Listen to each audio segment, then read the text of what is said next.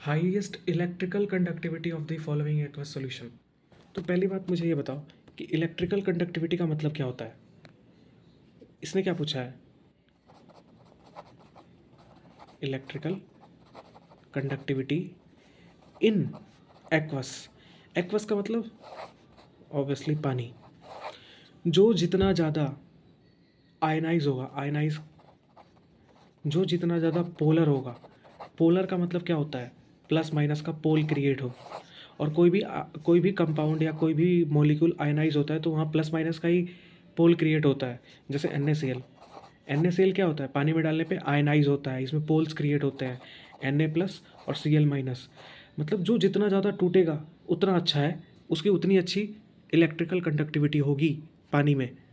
इस बात को बहुत इंपॉर्टेंट है ध्यान रखना कि एक्वस सॉल्यूशन में उसी की इलेक्ट्रिकल कंडक्टिविटी ज़्यादा होगी। मैं बार बार बोल रहा हूँ एक्वस सॉल्यूशन, यहाँ पे उसने मीडियम दे दिया कि पानी की बात हो रही है, पानी के अंदर की बात हो रही है।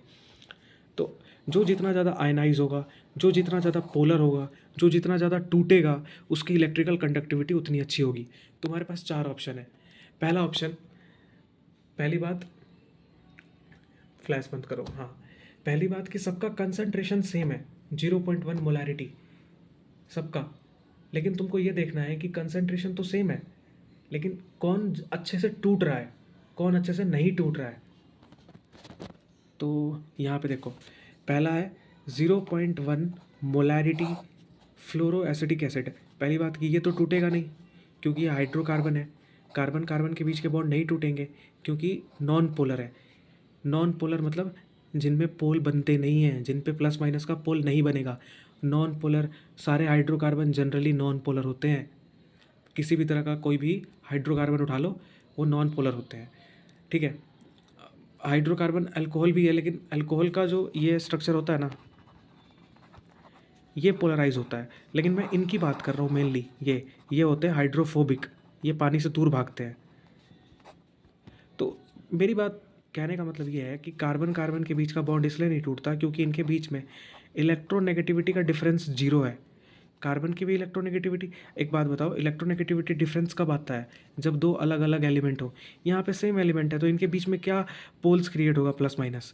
यहाँ पे पोल क्रिएट होता है क्योंकि इसकी इलेक्ट्रोनेगेटिविटी बहुत ज़्यादा, इसकी कम है, तो ये इलेक्ट्रॉन खींचता है तो इस पर माइनस आता है, और इस पर इलेक्ट्रॉन की कमी हो जाती है तो ये प्लस होता है, और ये टूट जाते हैं जब हम इनको पानी में डालते हैं। लेकिन यहाँ पे ऐसा कुछ नहीं है, तो ये एक नॉन पोलर है। नॉन पोलर वो होते हैं जो टूटेंगे नहीं। तो खैर, क्वेश्चन पे आते हैं।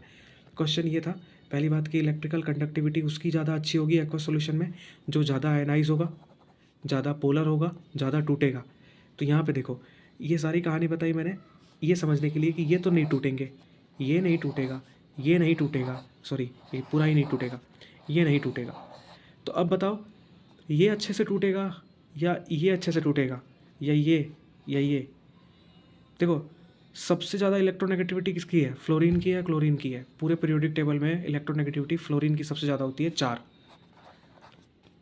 ठीक है, क्लोरीन की कम होती है। तो हमें ये, और इसमें तो कोई है ही नहीं, तो मतलब इसकी इलेक्ट्रोनेगेटिविटी सबसे कम है, मतलब सॉरी इलेक्ट्रिकल कंडक्टिविटी, क्योंकि ये कहीं टूटेंगे ही नहीं, तो इसकी सबसे कम है। अब तुमको कंपेयर करना है, ये तो चलो ये डिलीट हो गया, इसकी तो सबसे कम है, हमसे पूछा है सबसे ज़्यादा। क्लोरीन में और फ्लोरीन में सबसे ज़्यादा इलेक्ट्रोनेगेटिव कौन है? फ्लोरीन है।